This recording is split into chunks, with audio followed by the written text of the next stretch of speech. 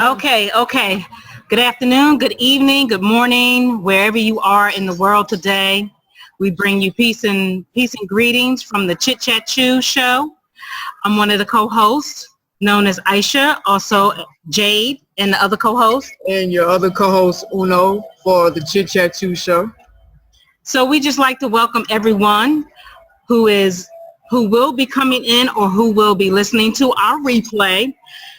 We are bringing in the talented, awesome Vernessa Blackwell, who is a grief coach, an author, and a speaker, and I'm sure she is so much more. So we're going to dig into her head and her world a little bit, and we're going to find out some wonderful things as well as the listeners. And so we appreciate you because we know before we had a little mishap, and sometimes that happens, but that's okay. We move forward.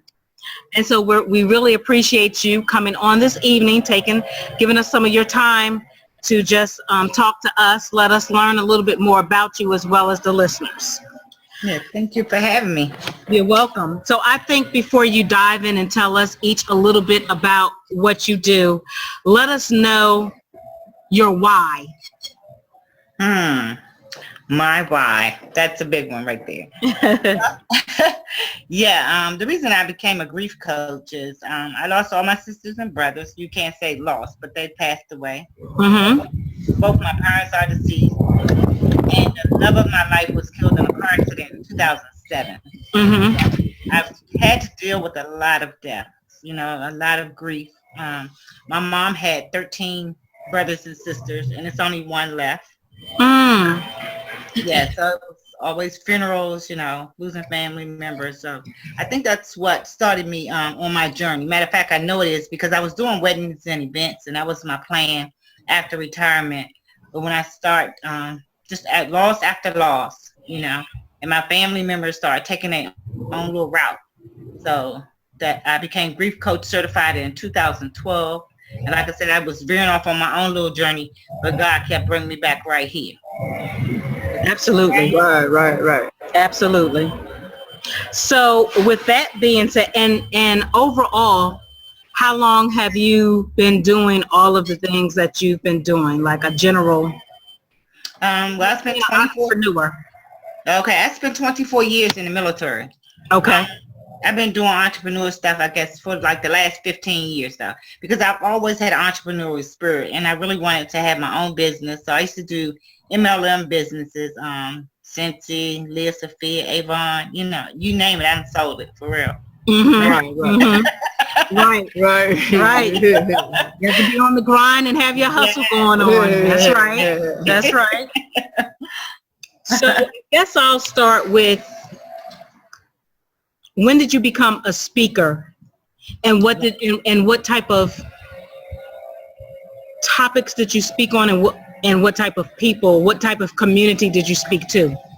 Well, when I first started speaking, I was doing it on domestic violence, actually, because I was married and my husband was abusive. So that actually was the first time I was invited to speak, was on domestic violence. And once I left the church that day, I was like, this is something I could do, right? Especially when you get a check, right? The little envelope. Right. Right. Uh-huh. Like, you tell your story, you get paid for doing it. I'm like, oh, this is my type of work right here. Right. Mm-hmm. So that's really when I figured out I wanted to be a speaker. But then, like I said, writing in the books, because I did several, 9 or 10 collaboration books. That built the author platform. But again, like I said, it's a great way to get started in writing, doing collaboration books. But the goal is for you to write your own, so you can put your name on the front of the book. That's true. Around it. And so I'm guessing that you've spoke in several different places, churches, I guess whoever would listen to you. Yes. And like I said, I was instructor, Army basic instructor for the military. So I started there to get the training because, like I said, when you want to learn how to do something, the first opportunity that you get to walk off in that area, you go learn, you get the skills and, the tools that you need. Yeah. So I think that was going through the preparation phase. Because like I said, God has a plan. So he take you through this little path. It may take you a while to get there, but you just got to get all the pieces, until you got to walk the walk so you can be able to talk the talk. Yeah, I mean, with the creator is on is on its own time. Yeah, you don't plan yes, it, indeed but it he is. does have something better for you down the line. So Right. everything that happens in your life is preparing you for something better. Yes. Yeah. So in your own words, how do you define entrepreneur? Being an entrepreneur, like I said, once you're out there and you start, you look at the business platform. It's just finding one that works best for you, that fits you. You see what I'm saying? Because you pretty much, I tell anybody, being in the military for 24 years and having the opportunity to travel all around the world, I said there's no reason why we shouldn't have a job. People say, I don't have a job, but you can make one here. That's true. Yeah, true. That's true. Like, you get up every day, you got 24 hours, and it's what you do with your 24 hours. That's true. Yeah, I have to agree with you on that. People that, make excuses. Like I said, you gotta find a way. Yes, and that's why I tell my daughters that all the time. I have 7 grandsons. I tell my grandsons that, well, Grandma, I say, yeah, it's hard out here, but you can, where there's a will, there's a way. Absolutely. Yes, absolutely. Mm-hmm. And you were saying about being in the military and you travel all over the world. So, like, what are a few of your favorite places that you travel to? Germany was, I really liked Germany when I was stationed over there because it was close to, you could go like Switzerland, you could do the little hops. Italy was nice too. So it was Germany and Italy. Because I had a chance to go to Paris and stuff like that. So yeah, I enjoyed my military career. Then I was stationed in Tampa too. My daughter's getting ready, actually moving back out there now. She's in Bragg and then she's going back to Tampa. So I guess I'll be in Florida soon. Hey. Okay. That's a place to be. That's a place to be. Nice. Get you some sun, some water. Well, aside from the tragedy that happened with the hurricane, what's your thoughts on that? Because there's been so much going on. Yeah, it has. I think it's an eye opener. I think God is trying to tell us something. And like I said, if you look at the times, I'm 58. So I've been around here, for a few years. And I remember when I was young. But everything, it's changing. Times are changing. And I really think he's bringing us back to, because you see the Bible fulfilling. So if you read Revelations, it's actually happening. Yeah, actually it is. Yes, it is. Or it's just him saying the storms and signs and wonders, So he's fulfilling the signs. So we have to get prepared. You see what I'm saying? But one thing I speak of often is we know where we've been, but we don't know where we're going. Right. And, to prepare for that eternal place, that's the goal now. You see what I'm saying? Because even though I've been here 58 years, that's a short time compared to eternity. Yeah, absolutely. You just don't know, man. We on borrowed time right now. And you got to do the most while you're here, and you can't waste it. And on foolishness, and this world is so dark and corrupt, and people are lost, man. That's all I can really say. Yes, and that's why I said, you have to be a witness on a daily basis to let them know. You see what I'm saying? That God is real, and he wants us to let them know that. And he's not coming back until he's ready. But like I said, it's preparation time for us. Oh yeah. Thankful for every day. And whatever knowledge that you have learned, be willing to share it. You see what I'm saying? Because another thing is our youth.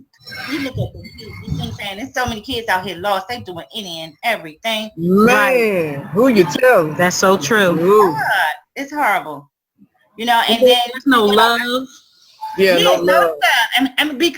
But they not being taught that at home. Right. We were taught, the neighbors, like it's really true when it says it takes a village to raise kids. Yes. It does. You can't watch them all the time. That's true. Yeah. And they so protective over them, and then they get out here and start doing wrong stuff, and then you didn't want anybody to tell your child nothing. You see what I'm saying? And that's you can't. I mean, that's not the way to go. No, they're not gonna learn like that. So I mean, to have that solid family foundation is so key right now. It's so critical at this time, especially like you said, how the young kids, they just doing all kind of stuff. They are, and this is like, it's so sad. I mean, because you look at them and you say, they don't say ma'am, or you get out the car, you go in the store, they don't hold the door, you know, they'll walk right in front of you, don't say, excuse me, how you doing? And I think, hello, I'm here, you see me? Yeah, right, hello, right here, what you doing? Right. And like, even, you know, if, you know, an elder person comes on the bus or the train, they don't get up. No, they don't offer them the seat. They don't offer them the seat. Men either. I've seen a lot. Men, they don't do it either. They sit right there as if, you know, an older person is not standing there. And a lot of times, some of them are standing up. That's true. As well as that, and the driver I feel should be held accountable too. Tell, you know, like, say something to them. Here, I mean, you know, in D.C., for real, bus drivers, that's a real dangerous job. You see what I'm saying? You really can't say nothing to the passengers. No, you can't. If you don't have a weapon. And I mean, you know, and they sitting behind you. That's even true. if you have one. You see what I'm saying? Because, hey, you got to drive the bus, so your life is in danger. That's true. So, you know, it's start at home. You see what I'm saying? So if you started at home, like the Bible says, train up a child in the way that they should go. As they get older, they will not veer off too far from it. You see what I'm saying? Because they remember the upper. You see what I'm saying? That's true. Yeah, you can't. Just like I said, teachers can teach them certain things in school, but some of this stuff needs to be started at home. That's true. That's very true. Yes, I feel like the parents should be held accountable. They should be held accountable. And they will be. And see, a lot of them don't realize that because, like I said, the Bible says that you give account of what your kids do up until the age of 13. Yeah. They start. You see what I'm saying? So you got to answer to that one day. If they don't know, why don't they? I mean, you didn't teach them. Right, that's true. That's their responsibility. That's the parents' responsibility to teach them everything they know and guide them the right way. Because don't, you know, they don't know what they even doing. You know? So they don't know it's wrong. You see me there, and that's the problem. Yes, that's why I say I work with my grandkids all the time. You know, and they was like, Grandma, you stay on it. Yes. You know what I'm saying? And one day you're gonna appreciate this. You know? Right. It's all out of love. Yeah, cause when they get older and think about it, they be like, damn, Grandma, she right. She had a point. I didn't see this at first, but now I see it. See? Exactly. Yes. That's very true. So, moving forward with being an author, tell us some of the books that you either wrote by yourself or you co-wrote with some other authors. The one I wrote by myself, my brand is the Grief Helpline. So my book is it's a 100-day devotional, and it walks you through the 5 stages of grief. Okay. The second, once I wrote that book, because the way I wrote it, I had said that they needed a journal. So then I did a journal to go with the book. So now I've put it into like a package. So we have a coloring book and a workbook, a 12-week program to get you to the other side of grief. So that was, like I said, that's my brand. The collaboration books, I wrote in the Bounce Back. That's due to launch the end of this month. And then Phenomenal Woman, that comes out in November. Okay. Camouflage Sisters, I wrote in that book. That launched 2 years ago. Okay. And it was 13. It was me and 12 other sisters, and we were writing on some of the struggles of the African American woman in the military. Okay. So that one was a pretty hot book for veterans, and Lala Holly was the collaborator for that book. But it did pretty good. Like I said, at that time I was still in the military, so my chapter was on transitioning from the military. Okay. Okay. And so each one that you have been a part of, as well as your latest book, there's personal issues on why you did each one. I know with the grief you spoke of losing family members and things of that. So your other books, okay, were they based on yourself or other family members? No, the Art of Activation was for entrepreneurs. That was Lucinda Cross. She's up out of New York. She has a phenomenal brand, and her brand is the activation. So we wrote in that. It's like me and maybe it's about 30-something women in there, and we were sharing on the entrepreneurial journey. You know, some of the things that you struggle with as an entrepreneur. So, because like I said, as an entrepreneur, when you working for yourself, you set your own hours, but again, you need a team. You see what I'm saying? For those who've reached the top, they have a team in place. Yes, they do. Yes, and to be connected to others. You see what I'm saying? Other people that's doing powerful things. That connection, and that's where it really comes from. When you join in with somebody partner, you see what I'm saying? Because we're stronger together than we are apart. Yeah, right. So that, yeah. So when I was started to doing the collaboration books, at the time I was still in the military, and I really didn't have time to sit down and write a whole book. But I knew I wanted to write and become an author because I had written all these stories and had stuff in this book and another one in that tablet over there. And every time I pick up a book, it's something that I was writing about, right? So a lot of the stuff, when I got the opportunity to write on a chapter, I already had the story. All I had to do was really, compile it, maybe tweak it, change the title, and submit it with my bio and headshot. So like I said, I've been writing for like the last 10, 15 years. After my mom passed in 98. Okay. I started writing. Yeah. Wow. That was my little outlet. Yeah. Yeah, that's a long time writing too. Long time, yes. Yeah. Do you have any favorite authors that you read? Yeah, I read a lot. My lover is I read a lot of spiritual stuff now. I'm better with that because, like I said, I realized that garbage in, garbage out, right? Yeah. So I don't read. I read true story, all kind of stuff. But like I said, the older you get, you see what I'm saying? You know where your focus is, and you don't want to be distracted, so you gotta stay on course. That's what's up. So I guess getting to your more recent, I don't want to say project, but your more recent passion, well, I'm sure all of it is a passion. So we're going to speak on the Essential Grief Relief Kit. Tell us about that. Woohoo! I was so excited. It launched. Yeah, I see you. Yeah, we about the song. We like, yes, I'm excited.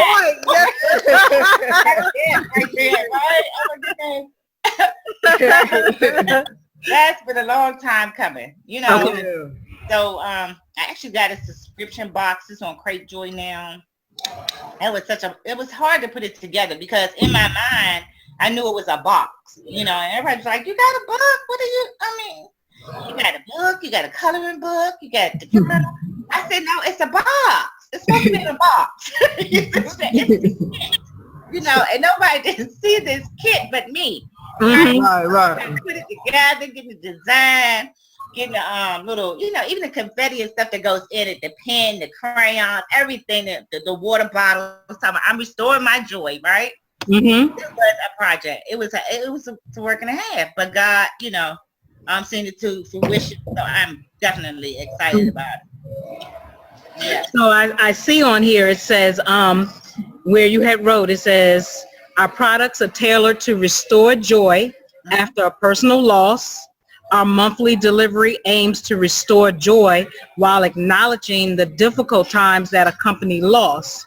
Whether you or someone you know has experienced a loss, the Grief Relief Box is the perfect gift that provides from grief and joy restoration for months and years to come. And I know you and I have spoke briefly before about my loss with my dad, who transitioned back May 7th, 2014.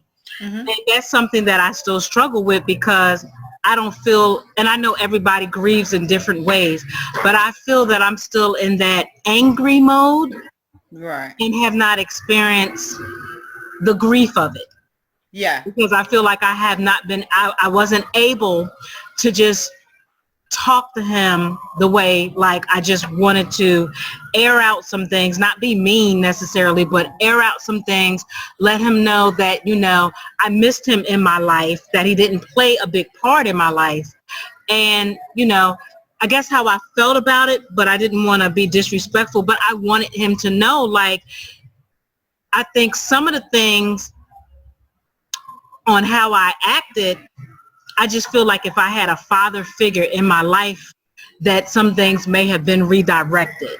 Right. Not to take away from my mother, but right. I just think that having a mother and a father, even if they're not together, mm-hmm.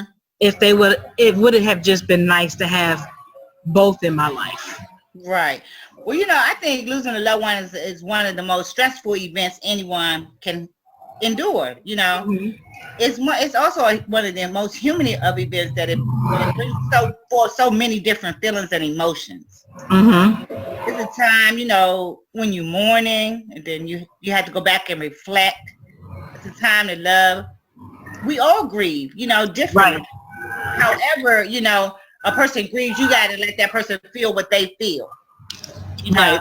So it's natural for you to feel that way. But like I tell my clients, talk about it, because I feel like this. Even though my family is not here, that I can't physically touch them, I can feel their spirit. You see what I'm saying? Mm-hmm. So it's more room out than there is in.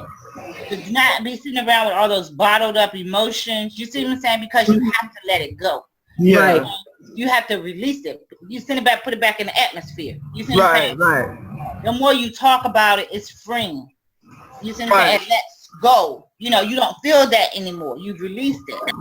That's why I said I spend a lot of time by myself, and I talk to God and I tell him, and like I said, I feel my sister, my brother, my mother and them, I feel their presence. You can be thinking about them, and you just, like I said, you see little, like people go say they'll see little, like you see like little feathers. You see what I'm saying? I believe in angels. You see what I'm saying? They leave you little like pennies and stuff. You see what I'm saying? They say pennies come from heaven. You see them on the ground, pick them up. But I think they leave us little tokens to show that they still, it's like, I feel the death is like you left the room. Yeah. Like you stepped out of this room.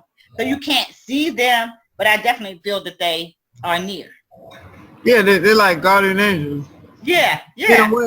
I mean, that's how it is. I mean, like you saying, just letting your emotions and feelings out, that's a good coping mechanism. You know what I'm saying? Yeah. That's the stage to healing. Yeah. Keeping it bottled up just only makes it worse. It does, because you're the one walking around feeling like that. But imagine if you talk to somebody else and see that they feel the same way or they've experienced this too, then I'm not alone. You see what I'm saying? Absolutely. So that right there is the most freeing thing to me, because like I said, when I discussed, my losses with other people, and they said, well, I just recently lost my mom. My girlfriend, she lost her mother about 2 weeks ago. And me and her had talked. We went to Vegas a couple of years ago, and we was talking, and she was like, Black, my mom is driving me crazy. I said, girl, let me tell you one thing. I said, I don't care what she does. You see what I'm saying? Be there. I said, because it's going to come a day, one day, she's not going to be here no more. That's true. Yeah. Do what you can, while you can, and you'll be so thankful. You see what I'm saying? Right. When your mom is here, so many things, because like I said, now you can take them to get their nails done, their feet done. Just spoil them right. You see what I'm saying? For those who have their mom, come on now. Right. I just wish, like I said, here it is still just 19 years later after my mom passed, but it's not too many days that don't go past that I don't think about her. I keep her and my dad's programs right on my dresser, so they're the first thing I see in the morning and the last thing I see at night. Mm-hmm. So like I said, you keep your family and your loved ones in your heart. They will always live on as long as I'm living. I still go to the cemetery. My nieces and my nephews will be saying, why you still go out there? They not there. I said, that's where I left them. That's where I left them. So that if I want to get flowers and go out there, you let me do me, okay? Yeah. Right. Yeah, they gotta let you do you. That's how you deal with it, you know? Yeah. That's definitely true, because I can relate with, as far as like my Nana passed probably almost 31 years ago. She lived long enough to see me have my first child. Wow. And I can just remember all the exciting times that I've had with her, and so I feel like you guys. I feel like she's a like a guardian angel over me, that I can hear her speak to me sometimes, know that she's in my presence, you know. And when I lived in, when I was up north, I used to visit her too at the cemetery, because it was just my way of just one-on-one conversation with her, you know. And I felt, honestly, I felt better. So I don't have a consistent technique yet with my dad, but that's something that I do want to have, so that I can have a peace of mind, because like you both said, it can really consume you, and you're just being angry, and you have so much to live for. So I mean, life ain't over now. Life ain't over. You just got to keep pushing. And another way, because like I said, you could write your story down. You can write that out. Write your feelings out. And in a book, because people's always doing collaboration books, and share that story. You see what I'm saying? Which you will read it over and over again, and other people will tell you how freeing that is for them to tell your story. You see what I'm saying? Right. So look up some book collaborations, like, because I know it was one like Fatherless Daughters. You know, it's a lot of them out there, different platforms. Right. But whatever you're struggling with, share your story, because that's your testimony. That is true. Yeah. Yeah, and when you said, you know, just share your testimony is powerful. You see what I'm saying? So God is only trying to use you by letting you share that, because it can help so many others. Right. Yeah, absolutely. Yeah, I mean, that is a great way to deal with it. I mean, and the thing is, a lot of people can relate to that too. I mean, you know, because there's always someone that has someone pass in their family that they was close to. So that will resonate with people when you're actually talking about your story. And like you said, Vernessa, helping others. Right. That's true. That's good. I see also on now your grief helpline, is it something that's 24 hours, or do you have certain times and days that you have the grief helpline, or how does that work? Oh, okay. So my name is I'm a grief strategist for the grief helpline. So what I do is I have appointments. People can sign up for appointments and meet with. We'll do one-on-one, because even though I'm a grief coaching, you know, you got to make sure that you're good. So they don't want to go through the process and the steps. So we can help you to heal. Hello? Okay. Yeah. So they're a good fit. So we do a discovery session. And if they're a good fit. Okay. Yeah. And then and we'll work together. But like I said, I actually have a 12-week program where I walk with them for 3 months and hold their hands. And they'll be in our group, in our Facebook group. And then, you know, we'll continue to work together so they can let others know what they did for the last 3 months and how much better they feel. And then, you know, see how we can help others. Okay.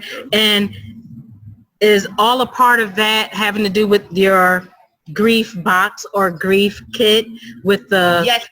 Okay. Yes, because all of my services are tailored around that kit. So like I said, the 100-day devotional, some people, I mean, with a 100-day devotional, you can use it for 100 days. Okay. But that takes commitment. You see what I'm saying? And like I said, with the stages of grief, the 5 stages of grief, you don't always go through all 5 stages.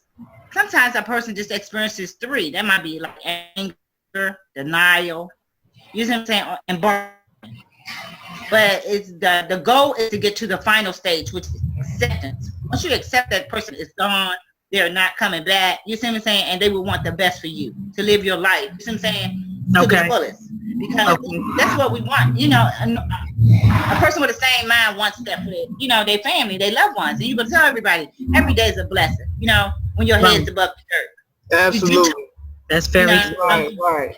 Yeah, you do what you can while you can, because it's going to come a day when you can't do it. You see what I'm saying? Right. Yeah, it's a thought.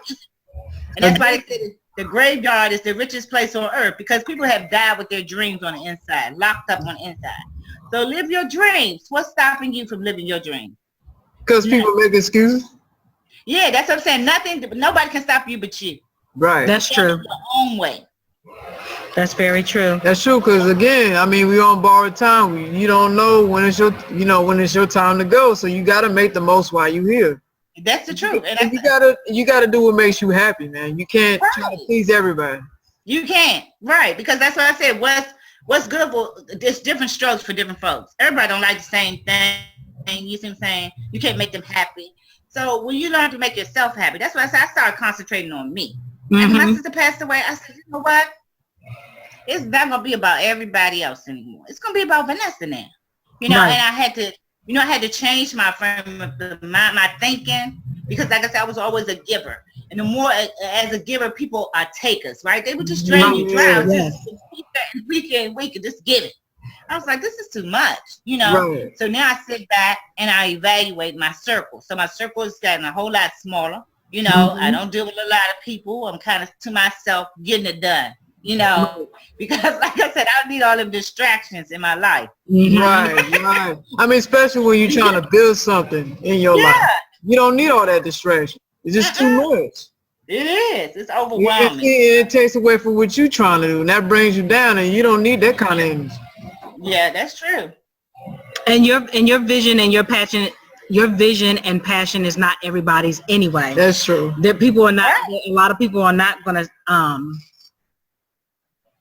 understand it. No, I guess. No. So and like I said, we all call here. We all have a different purpose. You see what I'm saying? Your purpose, my purpose, your purpose. All of our purposes are different. So when you learn to walk in your purpose, you see what I'm saying? You can worry about everybody. You see what I'm saying? Everybody's not going to be your customer. Everybody's not going to support you. And that's fine and well, but don't stand in my way. Let me go find who is. You see what I'm saying? Right. Exactly. Let me get this to them because they need it. And this is why it was designed for them. So that's the way you have to look at it. As an entrepreneur, as when you're building a business. No, I can't service everybody, but you find that ideal client, your target market. This is who this is for. Absolutely. That's all you can do. Just, go to the people who support what you do. And that's what it's about. Right. Because, like you said, everybody's not going to support you. And that's why you have to change your circle, because when you be around like-minded individuals where they're trying to grow as well, you know what I'm saying? And maybe, if they sell lipstick, I do not care, and I hardly ever wear it, but I still will buy it to support them. You know what I'm saying? Right. Whatever, and then I will refer them to some of my friends that love lipstick. You see what I'm saying? That's true. That's so true. Get them some business, right? And that's the way I look at it. So I thank God for all the opportunities as an entrepreneur that I had. The people, the different businesses that I did. There's a lot of MLM businesses out there now doing real well. Matter of fact, I emailed a girl today, right, because they're getting ready to do a cruise. So I said, and she reached out, she said she's looking for 5 authors. So I said, okay, let me send her a message to go on this cruise. I said, I can do that, right? So I sent her a message. And I said, is it just for people that's doing the business? And she texted me back, yes. I said, well, I guess I'm not qualified, right? But it's okay. The next one, right? Right. Yeah, that's life. So you reach out, and I said, I'm a firm believer in the connections that's meant for you to be made, then you'll meet them, and that's that door that's open that you wanted to go through. So go on through, Right, taking the risk. Yes. Opportunities don't come around often. So when it's there, when it presents itself, you definitely got to take it. Right. So I also saw a part of your link called, it's a YouTube video, Coping with Grief, Guided Spoken Meditation for Healing After a Loss of a Loved One. So what made you choose that one for someone to look at? Have you had the chance to go through that yourself, look at this YouTube yourself? Yes, I looked at, yes, and I do refer people to meditation because I think it's blocking out. It's just learning to channel and focus on you. You see what I'm saying? Getting to know the real you, right? So meditation, when you learn the breathing techniques, the quietness, the stillness, it's very important because it learns, you learn to relax first, let go of stress, because life is stressful. I mean, for real, going out, the traffic, people is so rude, you know, so there's a lot going on out in the world. So you have to learn to find something in a way to block the world out, you know, and all the noise that's out there. So I guess when I started doing meditations, I had PTSD when I came back from Iraq in 2003. And my doctor classes, and it really helped me out a lot. So I wanted to start sharing that as a part of my program, because any of the tools that I've used that help me, then I share with others so it can help them as well.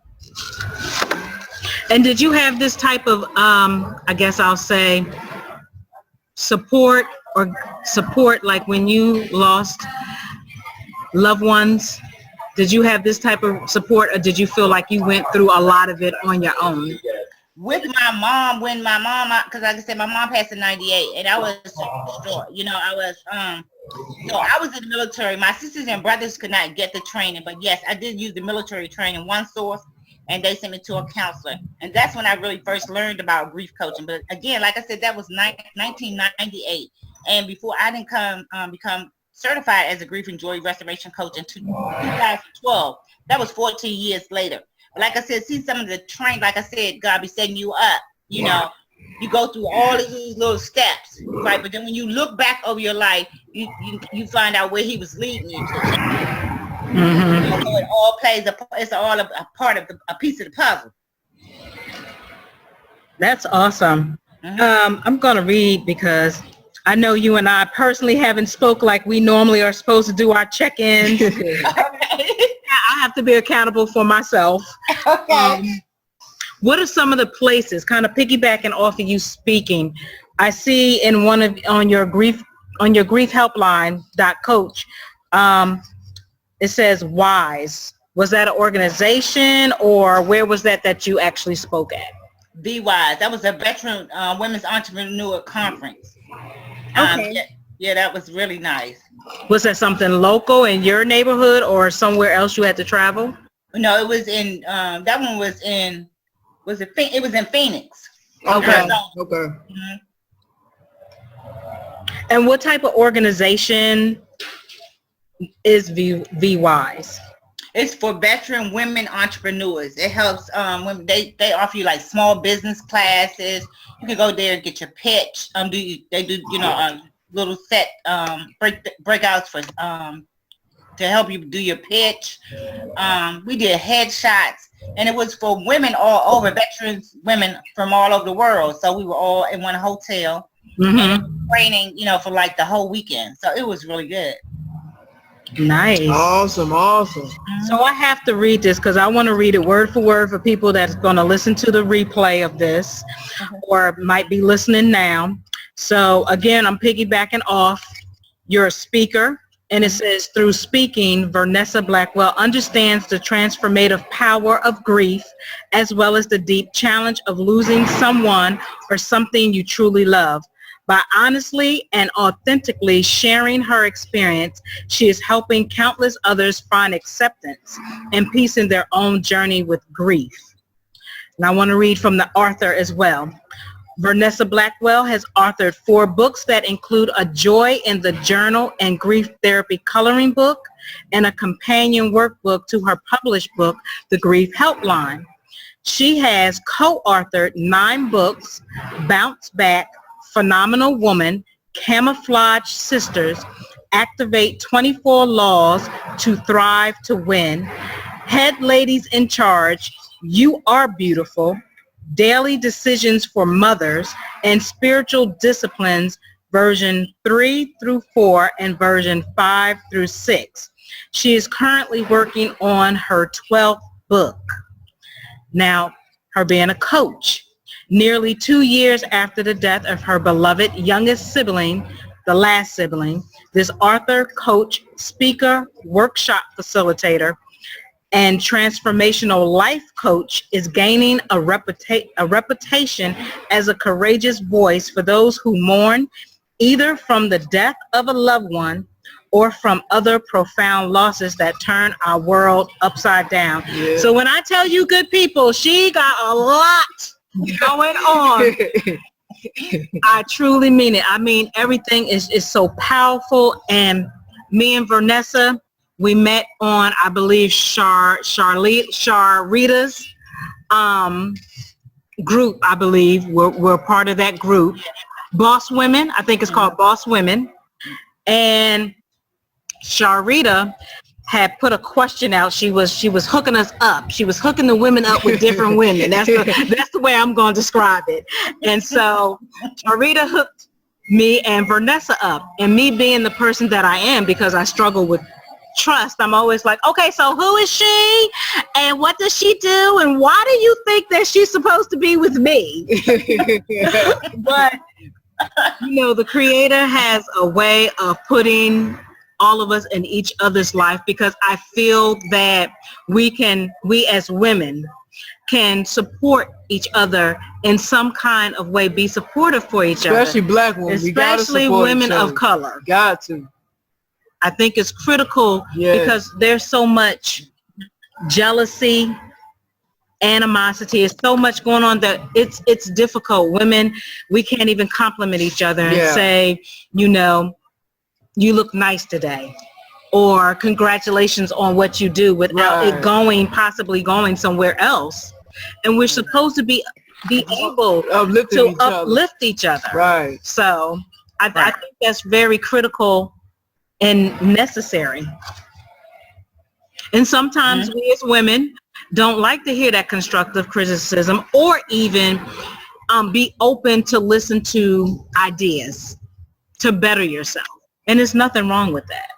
Oh, not at all. That's true. I think what you have here is fabulous too, because the Chit Chat Chewing Show, it's good. I mean, like I said, the more people you reach out to, the more sisters that you, because people are doing big things, you know.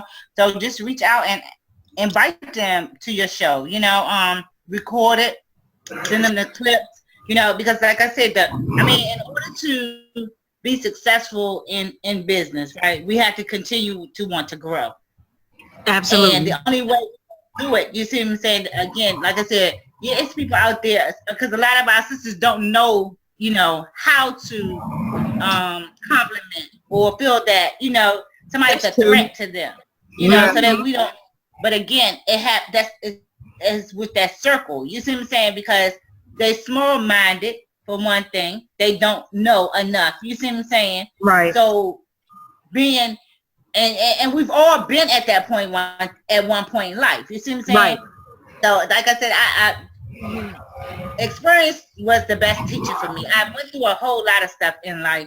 I had a lot of struggles. So being able, when I went back in the military, I went back at 34, which was old, but I knew it was something I had to do for my daughters. Because like I said, I dropped out of school when I was 13. I didn't go to middle school or high school. You know, I got pregnant with my daughter and I was 17, and her father got sentenced to 27 years to life. Yeah, he did every day. So like I said, you know, I have been through so much, you know. So going back in the military, I looked at my mom, she had retired and she was getting sick. And I said, Mom, I said, you know, I think about going back and go to the National Guard. And she was like, what? Go ahead, Vernessa. You know, you're not going to go back and do all of that. They're going to be running PT and all that stuff. You're not doing all that. I said, Mom, you know what? I don't have another choice. So I went back. It was right before my 35th birthday.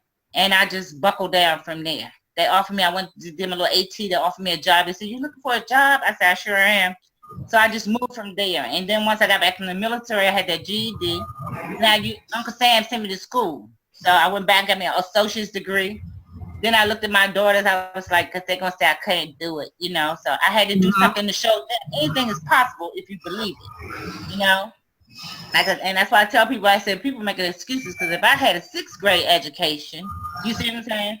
There's a lot of long nights and a lot of praying, you know.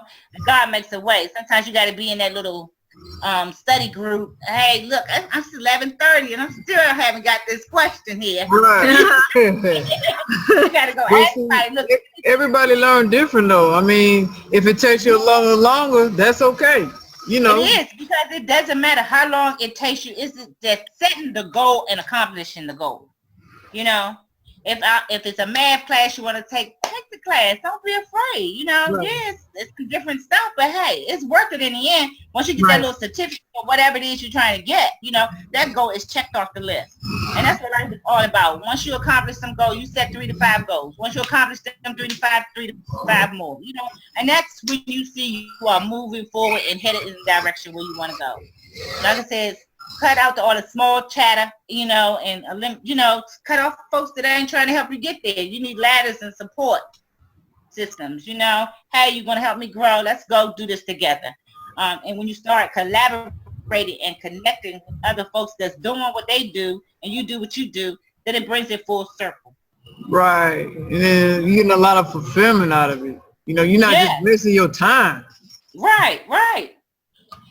Exactly, because what you're doing here, like I said, a lot of people want to learn how. I know as coaches, when you're starting out as a coach, learning how to get on and talk on live. You see what I'm saying? Y'all are good with this. You see what I'm saying? This is something that y'all have mastered, specialized in.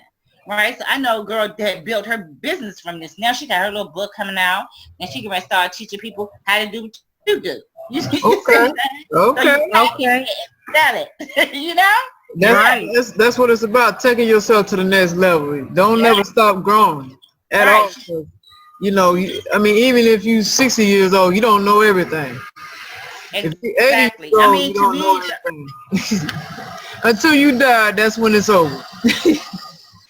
Exactly. You're right. So I see that, you know, people can download a glimpse of your guide to restoring your joy after experience of personal loss. Now, is that just a chapter from your book, or what is that? That is the first 10 days of the devotional. And it'll teach them, you know, how the book is broken down. Because like I said, it's broken down into like 10-day marks. Because like I said, it's on anger, bargaining, depression. It's on all the 5 stages of grief. So we want to, and then the second part of the book, at first we go through the 5 phases of grief. And the second part is the joy restoration part. So the second half of the book, the last 50 days, they start to restore their joy. So we give them meditation, scriptures, daily tasks to complete to help bring you out of grief, to help you to heal. Okay. Yes. Well, no. I'm not sure if you did this, I guess, show yet, or you'll be doing it tonight. The free virtual seminar, Let's Discuss Grief Moments. Is that something that you've already done, or you're doing that this evening or coming up soon? No, it's tomorrow night. So actually, yours for today, and then we have one tomorrow night. I'm going to schedule one myself. I'm going to do one in November, the week before Thanksgiving. Okay. Because actually, with grief in the holidays, people struggle a lot. Yes. In the holidays. Yes. So I'm actually trying to put together a team of speakers so we can do like a 7-day synopsis of, you know, healing from grief through the holiday. Yeah, you know, like you said, you mentioned the holidays is really a struggle for people, and I have to say I'm probably one of them, because when holidays come or birthday, the mood changes for me. Definitely. Yeah, but like I said, it's something about, I don't know, when that season comes, when the holidays come, it's probably the energy is what it is. It throws a lot of people off, and they get into a different kind of mood, because like I said, that season is changing, so their whole mood change, and it's just crazy, because once some holiday seasons in, and then when they start getting into the spring and summer, people can cope with the stuff a lot better. So you know, I think it's kind of interesting how that goes. But that's true what you're saying, like people's moods do change when the seasons come around, and it's not a good thing either. They struggle with a lot. Yeah. And I think like you said, it's the moon and the signs. You see what I'm saying? See, that's the way people like birthdays. People are different. You see what I'm saying? I don't know who came up with zodiac signs, but people are different, and it's according to the sign that you were born under. You see what I'm saying? So like I said, learning, always learning how to apply different tools to what makes you happy. Well, how do you adjust? You know what I'm saying? Noticing the change within yourself. You see what I'm saying? As individuals, we have to know ourselves, learn ourselves. You see what I'm saying? I think that's why we have a lot of struggles, because you don't know, what makes you happy. You see what I'm saying? Makes me uncomfortable. But what if I say this or discuss it? How is this going to make you feel? You see what I'm saying? So it's about it's learning you, And like I said, journaling and meditating helps a lot with that. Like I said, getting on because pulling out what's in the inside. You see what I'm saying? We know how we look on the outside, but why do you feel that way on the inside? You see what I'm saying? So you got to cleanse yourself from the inside out. Oh yeah, you got to. Yeah, it's a lot, but you got to do it. That's the only way you're gonna, get to that healing. Yeah. You also wrote something. I'm loving this compassionate corner. I was put here for. I love it because it's very hopeful. It gives you a reason for you to live. Even if you've lost loved ones or someone near to you, it gives you a reason to live. It gives you just that much more. Like, it's almost to me like, you're doing it for yourself, but you're doing it for your loved one also. Like, I'm going to do this, so to speak, in remembrance of you. I'm going to keep living. Right. So I like this. It says grief. Grief can make us seem very selfish, focus only on the people we lost, ignoring our loved ones around us, not aware of the hurt and loss. We miss events, parties, and get-togethers. We stare blank at people when they speak. Life totally feels dark and bleak. It isn't that we don't care.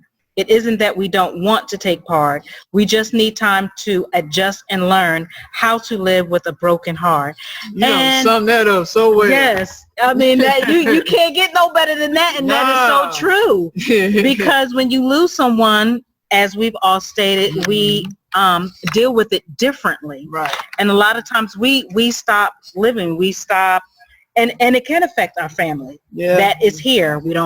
We take our focus off of that, and we're so focused on, I guess, the grief. Right. And we don't take care of ourselves internally, externally, spiritually. And I appreciate what's already there, which is the family. Exactly. Right. And spiritually spirituality for me that's like the foundation of everything.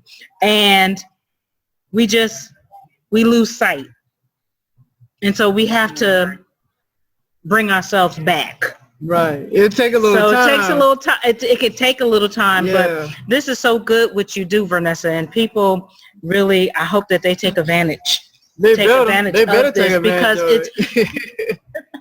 it's necessary. We need to have someone like yourself out here that can speak from experience, because a lot of people can do a lot of talking, and a lot of times they don't, I don't know, they don't speak from experience, or if they do, I don't know. It's like they almost try to hype it up to something else. It's like they make more of themselves. Like, people can see through that, whether you're genuine or not. That's the thing. And yeah, I can appreciate what you're doing from what, Jay's told me a little bit, and just really just hearing what she's saying now. Yeah, you definitely can tell who's real or not. Yeah, I have a compassion for doing it, for helping others. Because like I said, it was a struggle for me. And still, I have my days, But like I said, the tools that I created, I use them myself, And so that's why I said I know they work. And when I don't accept clients that's not really willing to do the work, read the books. Let's go through the meditations. Let's do this together. And that way, I'll see you heal. You'll see, see it work for you. Yeah, but I go to sleep with the grief helpline on my mind, and I wake up with it. That is so funny. I totally get it. Yes, I totally get it. Knocked out. I totally get it. Yes. So what would be some of the tips that you for our listeners? What would be some of the tips that you would give or suggest? Yeah. So I want to give them some positive ways of coping with grief. First of all, we know that bereavement is a difficult journey, something that we get through, not get over. We get through it. Grief is a condition everyone must endure, so it's important to not let it dominate your life. Still spend time with family members and close friends. Don't try to go through grief alone. This is the time to reach out to those who know you and are there for you and that care for you and love you. They too may be experiencing the same thing that you're going through and just don't know how to express it. Mm-hmm. So facing difficulty together is better than facing it alone. Right. Absolutely. Absolutely. Turn to God, because even if it means being angry at God for a short time, sometimes he knows that you're angry with him, but he understands us. So even if we blame God for our sorrows, God will still help us to get that inner strength that we need to endure this time. So embrace your faith. I know there's a lot of religions around the world, but we all agree for one thing, that physical death is not the end of our existence. Mm-hmm. So find comfort, solace, and answers from faith may be a reassuring, and it'll bring you some hope. Again, I want them to connect with their faith community, because faith communities help them to share. They have grief programs. Like I said, a lot of people don't want to go to a coach, but if you go to church, then they have something to help people to get through grief and bereavement. And if not, look me up, because I'm here for you. Mm-hmm. Right. Like I said, if you can't get to a coach or whatever, see somebody that's compassionate, that understands what you're going through, that's had a death in their family, lost their husband, and you all have something incompatible if you lost a spouse or a loved one. So find someone that has went through the struggle just like you. Start to also indulge in uplifting stuff, activities, fun stuff, things that you like to do, that you used to like to do, but now since you lost your loved one, you think you don't like to do it anymore because you have to do it alone. But if somebody out there doing the same thing that y'all used to do together, and you just got to be out there amongst them. Okay. So if it's like planting a tree, or studying philosophy, or whatever it was that you do with your partner, you still can do in life, but you just have to find a new group. So again, like I said, we keep them in our heart. They always live on with us. So you have to find, we can't stop doing the things that we love to do. They wouldn't want you to. A loved one that passed away, I know I tell my kids all the time, continue to do things as if I was still here. Because I want to live their lives to the fullest, and your loved ones will want the same for you. So again, I tell them to do meditation, centering prayer, and stress reduction things to help to reduce stress. Stress is a silent killer, and when we're grieving, you have a lot of stress. You out, and because like I said, you're in pain and you don't know how to express the pain. So perhaps finding a beautiful places, because sometimes, like I said, family members cremated. Mm-hmm. So even if a loved one is cremated, find somewhere beautiful to spread their ashes, to release the grief. And you can always go back to that location, you see what I'm saying, and spend time with them there. Mm-hmm. Absolutely. Yeah. Like I said, there's plenty of grief coaching groups out here, online. You can look them up on, you can find videos and stuff on YouTube.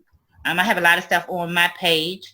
And like I said, and if you feel like the grief is too deep and you can't handle it alone, consult a health professional, because grief is a tremendous physical drain on your body.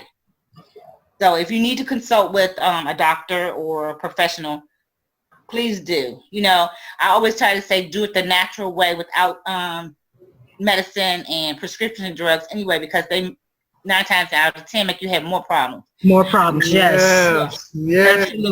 Me and Jay talk about that a lot, and you brought up a great point. Yes. Yeah. Mm-hmm. And that's very true, because I've spoke on the show several times that I do live with a mental illness, and once upon a time I was on several medications, and like you said, it takes you somewhere else. It's really not helping you. It's hurting you in the long run. Mm-hmm. And so I no longer take those psychotic medicines, and I choose to do it more naturally. And though I still go through some things, however, it's easier for me to deal with it. So I completely understand when you're talking about doing things more on the natural way. It's just, it makes more sense. Because I feel like when you're on the medication, because I can identify with Jay too. I have a mental illness too, and used to being on medication, you definitely see the effects, like especially what it does to you. Like I just don't like how it makes me feel. So I really do push for going the natural way and finding other alternatives to deal with my mental illness. And I think that's more healthy for me as opposed to taking some medication where it can alter your emotions. And then, you know, they got all these side effects that come with medicines. Right. And I mean, if you ain't careful, you take the wrong medicine, you can end up in the hospital. That's true. That's the truth. And that's it. And they just be prescribing stuff. You know, if it's okay, so this is for your eyes, but then it's gonna mess up my liver. Right. Or you say my kidney, I'm gonna have to get a new kidney. Right. So, Right. you know, it's supposed to be help one thing and tear down something else. Right. But see, that industry, the drug, well, the pharmaceutical companies, they make so much money off of people, you know, grief and pain and medical problems that anyone that tried to push a more healthy alternative, like a lot of these holistic doctors, either dead or coming up missing. So,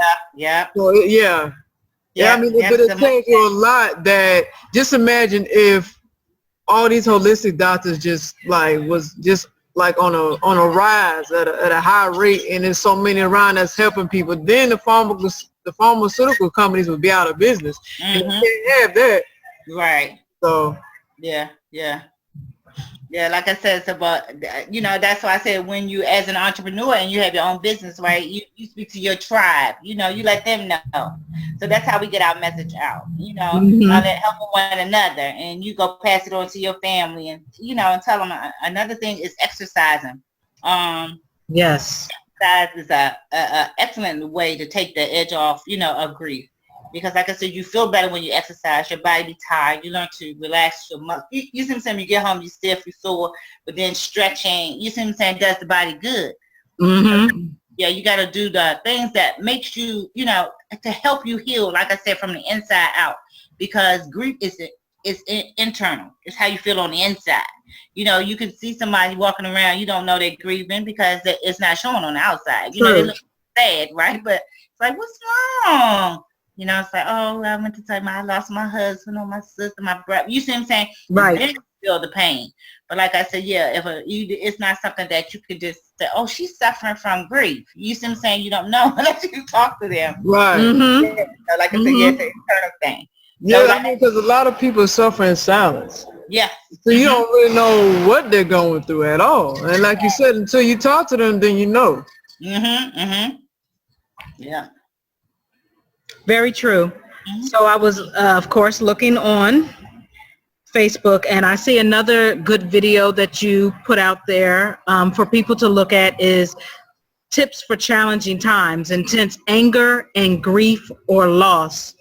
And it's coming from Focusing Resources with Ann Weiser Cornell. So that looks really interesting. I'll definitely have to go back and check this out, because just even for the living, for me, it could be someone that transitioned a loved one, or even just dealing with the living stuff. Right.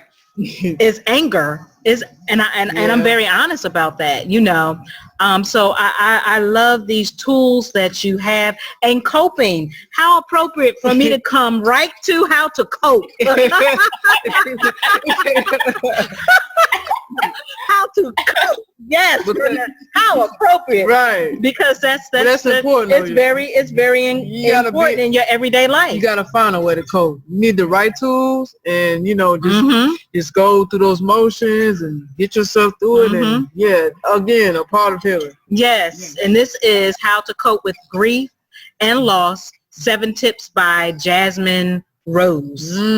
So you have really found some really interesting ones. Again, very encouraging words that's on here. Even if you're not Christian, but you're a spiritual person, you can incorporate this in your daily life. That's true. To get you through, because as we know, life is challenging. Yes. Nothing's perfect. Right. So you're going to go through things, and you're going to, and knowing how to cope and deal with them to have you get through the day, because I could either choose to just stay mad, or I could choose to change my mindset and rethink a different way to know how to deal with it. So I love it. It has some really, really great things. Yeah, I'm going to check out some of that too, because I do need some tools to cope with some things, because like, you know, even like with Jay, you know, same thing with me. There's things I'm still dealing with internally and emotionally that I haven't really directed that energy. So I definitely want to check that out, and because you never know, it could be helpful, and it can. That's true. You know, help me cope a lot better with life and just the things I've gone through in my life. So. Right. And one thing I can tell y'all to do is get a journal and start writing down your journey through grief, to some of the things that you're struggling with, because only you know that is that you're struggling with it. And once you start to put it on paper, then you periodically can refer back to it, like an earlier entry, and see how you have progressed through the healing process. Because we all have creativity, and once you start journaling, it's going to start to flow. You see what I'm saying? So like I said, it bringing that stuff that's locked up on the inside out and bring it back into the universe so it can disperse. You see what I'm saying? Right. It makes a lot of sense. I mean, and me being an artist, because I haven't done it in a while because I've taken a break from it, but being an artist, whether it's, you know, writing lyrics or in a spoken word mode, I just write stuff down. So you write it. You write, like writing does help a lot. Yes, because creativity is a gift from God, and when you use it, it turns negative into positive. So it becomes like it's some of the greatest works of art is done that way. You see what I'm saying? True. That's true. You see what I'm saying? The spur of the moment, because like I said, sometimes you'll be at night, you'll dream something, and you wake up, the first thing you better do is write it down, because again, 10 minutes later, you forgot that dream. That's true. That is very true. Yeah. That is very true. Yeah, I'm going to have to really get back to start writing again and let my creativity flow, because I haven't been doing that for a while, because, you know, focusing on other avenues and just kind of stepping away from that for a while, because I've been so heavy on it, because of me being involved in music and audio. I do so much where I don't know, I guess, you know, I got uninspired, and I said, well, you know, let me just step back for a while. Let me find myself and find my place again, whenever that may be, God willing, you know. But like in the step back mode, while you're in the step back mode, you can be in the creativity mode. You see what I'm saying? Where you're writing it out, so the next time you do go back, then this is the stuff that, you know, you've created, the products that you're going to use when you get back out there. So use time, because like I said, time is all we have, you know. So it's very important to use each day. You see what I'm saying? To the fullest, you know, because like I said, we know where we've been, but we don't know where we're going. That's true. You know, so being prepared when the opportunity knocks, and you already have products, you know, you already have it written down, then you don't have to go say, oh, I can't think of nothing. You know, right? Yeah, you know what, you're right. That makes sense. You're absolutely right. That's a good idea. That's a good idea. When you pull out that journal, it'd be right there. Like, okay, this is it right here. You know, so it's gonna save you a lot of time. Like I said, you know, because it's a way to express yourself. And once you learn how, you'll say, you know, that's what God wants you to do, write it down. They said you got to write the vision and make it plain. Yeah, that's true. That be written. I started doing vision boards a couple of years ago, but it's so true, because when you see those things come true on that vision board, it's like, wow. You see what I'm saying? And then you get, and because you make it yourself, you do it yourself, then you can add to it, and you see what I'm saying? But it's actually accomplishing it, because you wrote it down and you made it plain. Yeah, you definitely got to write down your goals. I mean, I feel like that's a good way to execute, what you're trying to do. I mean, it's simpler, you know what I'm saying? Because you already have the tools already, and you just going through them proper steps, one by one. Right. So, yeah. I absolutely agree with it. So you've been given me and Uno. Yeah. And for those that's going to listen and those that have listened or will be listening to the replay, what are some final words that you have for individuals who want to pursue whatever that passion or dream or goal may be? Well, like I said, if you're dealing with grief, take time, give yourself time, take time to grieve. You have goals that you set for yourself, whether it's in life or business, right? It's like I said, do a 3 to 5 goal list. Once you accomplish the 3, then you add 3 more. But we should always be working towards something. In order to get to where you're trying to go, we have to have a roadmap. So you start planning, and realize that, it's distraction, but your circle gets smaller and smaller. You focusing more and more on your goals. When you start doing that, the good door going to open. The universe is going to release what it was you was trying to accomplish. And when it does, that's you're on the right path, and you continue to move forward. We can look back at yesterday because it's gone, and tomorrow may never even come. You see what I'm saying? But today we're going to live the day to the fullest. You see what I'm saying? Focused, determined to reach our goals. Like I said, nothing is always going to be nothing, but we can make something out of nothing. You see what I'm saying? Right. You want to change something, you have to be the change you want to see. Absolutely. Absolutely. Yes, because people say, well, I was born in this neighborhood. Yeah, we all started, but way back in the day, we all lived in the project. Yeah, you hit me, boy. You hit me. They used to laugh at that stuff, but y'all ate banana sandwiches. Yes, girl, tomato sandwiches too with mayonnaise. Yeah, right? The struggle was real, man. The struggle was real.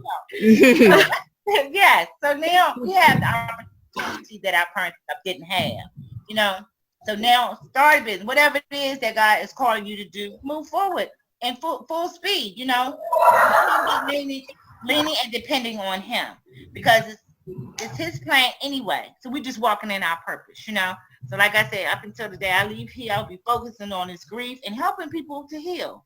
I'm not going to keep on getting distracted by doing this business and that business. No, I can support them now, but I cannot get out there and build a team. You see what I'm saying?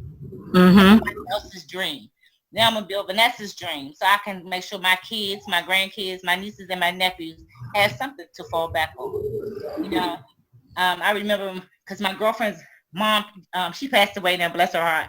But I was a Blackwell before I got married. And when my husband was a Reed, so when me and him divorced, he said, well, what about my name? I said, you can have your name. I don't need your name. I'm going back to so now I'm going to make sure, you see what I'm saying, that I leave something in the Blackwell name, because that's what's important now. All that other stuff, like I said, Uncle Sam did his little thing. He helped me out a great deal. But now it's about me, my business, and my dreams, my goals. Like I said, I'm not even in a relationship anymore because the love of my life was killed in 2007. And I'm a firm believer. I don't think you ever get but one, right? And he was that one. Like I said, I'm just moving on, doing what I do. But if I can help anybody, I'm willing to help. I mean, I'm a firm believer. And the more you give away, the more comes back to you. Like planting seeds of faith, right? So we have to give and be respectful, to help one another out. Like I said, but what y'all doing, I think, is a fabulous thing. Connect with more people, keep writing, doing your thing, because that is what you're called to do. And sometimes when we feel like we out of place or out of realm because you're not doing what we're called to do. You see what I'm saying? So once you get back on track with that journey, I know it's going to help, because when you look back, you can say, okay, today is October, but you look back in February, you see what I'm saying, and see all the things you've accomplished from journeying. it's pre-written material, and whoever's writing a book or whatever, you can say, raise your hands. Look, I want to be in that book, and send them your journal. You see, right. It's like 500 words in my bio and a headshot.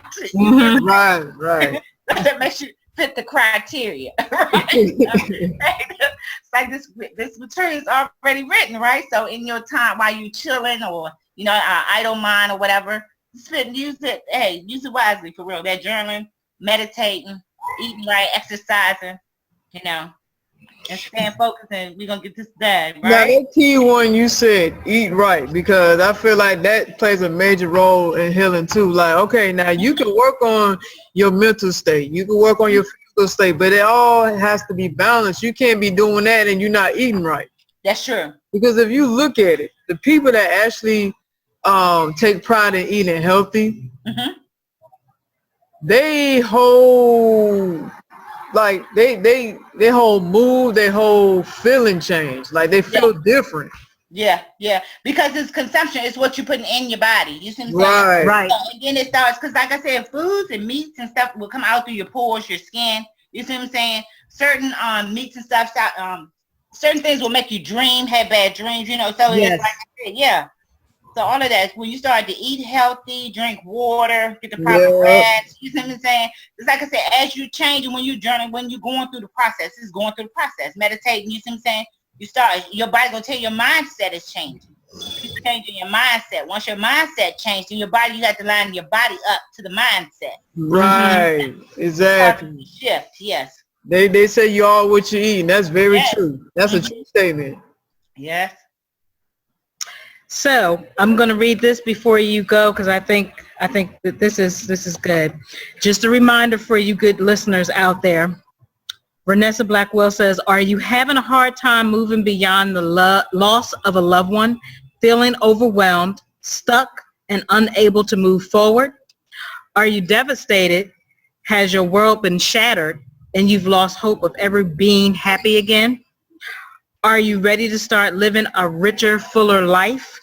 One that honors the life of your loved one? I am here for you. I'm going to say it again. She is here for you.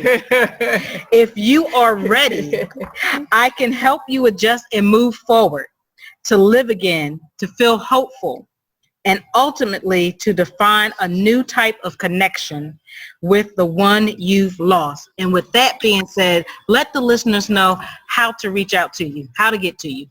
Okay. Again, this is the Grief Strategist from the Grief Helpline. You can find me at www.griefhelpline.coach. I am also on Facebook at the Compassionate Corner. On Twitter as the Grief Strategist, Instagram Grief Strategist. Awesome. Okay. Awesome. That's what's up. I love it. All So right. me and Vernessa off this show, we have to get back together and schedule something that fits us so we can be accountable. Yes. And I look forward to that, because I know I'm not going to come up with excuses. I'm not going to do any of that. I take accountability for it. Just do it. And I'm going to change that. Right. And so I'm so glad that you came, that we got the chance to fully get through the show and learn learn more about you. It's an honor for me. I learned a lot. So much in this short time, but it's so useful, and I'm going to apply it in my life. Drop some gems too. Yes, definitely. It's on the toe or two, okay? They'll be all right. They need to hear it anyway. I'm talking about my toes. Oh, well, you need to hear it too. I needed to hear it. And I'm okay with that. I needed to hear it, because sometimes we need to hear things. Yeah, whether it's uncomfortable. Whether it's uncomfortable or not. Yeah. It only makes us better, and I know that you're doing it from a good place. Right. And so we appreciate you, and we hope that people are able to come out and use the services that you were blessed, because it's a gift. I feel it's a gift, that you do what you do. And of course you're getting the blessings now. Right. And you're going to continue to get the blessings. Reaping all the good benefits. Exactly. Yes. So definitely continue doing what you do, and we appreciate you so much. Yeah, we definitely appreciate it. What you have. No, that was it. I just appreciate Vernessa Blackwell coming on here, dropping a lot of gems, a lot of wealthy information. I'm appreciative of it all, and I learned a lot. And shout out to Sharita Deloach for hooking me and Vernessa up. Yes. Yes, Boss Baby Roxy for her thing too. It was for a reason. And so we want to let the listeners know before we do close out, we want to let the listeners know how to reach out to us if you're interested in being on Chit Chat Chew Show. We are doing big, we're doing positive and bigger things. I see the vision for our show as well. We're actually coming up on our year anniversary in November this year. So if you like to look at our past stories and our current, you like to check us out on our website with our past guests and our current guests, you can go to, www.chitchatchewshow.com. Again, that's www.chitchatchewshow.com. We have soaps on there. They're vegan based. They're natural, made with all good essential oils, shea butter and cocoa butter, as well as some other good stuff that's in there. So we have that on our website as well. If you don't want to go to the website for our soaps, we also have an Etsy shop that you can go to, www.etsy.com, and you can click on the in the search box and type in Chit Chat Chew Shop. Excuse me, Chit Chat Chew Shop. Yeah. You can reach out to us that way. If you want to be on our show, I'll give the email and then I'll let Uno tell a little more about it. You can reach out to us through chitchatchew_show@yahoo.com. I always get tongue-tied with that one. So chitchatchew_show@yahoo.com. If you're interested, and we know you will be, to be a guest on our show, and Uno will tell you more about that. All right. Speaking of what you were saying about the email, for those who are, if you're a business, corporation liaison, you're a speaker, what have you, whatever that you are talented in, please email us. So for the artists, if you're an artist, whether you're a rapper, singer, spoken word, doesn't matter. If you have some great material, it has to be good material because we don't want to play just anything. This is not the show for that. We want some good music. Please send it to chitchatchew_show@yahoo.com. Again, chitchatchew_show@yahoo.com. So our social media info where you can find us. We have a Facebook page, Chit Chat Chew Show, LLC. Go like us on Facebook. We also have a Facebook group. Go join our group, which is Chit Chat Chew Radio Show.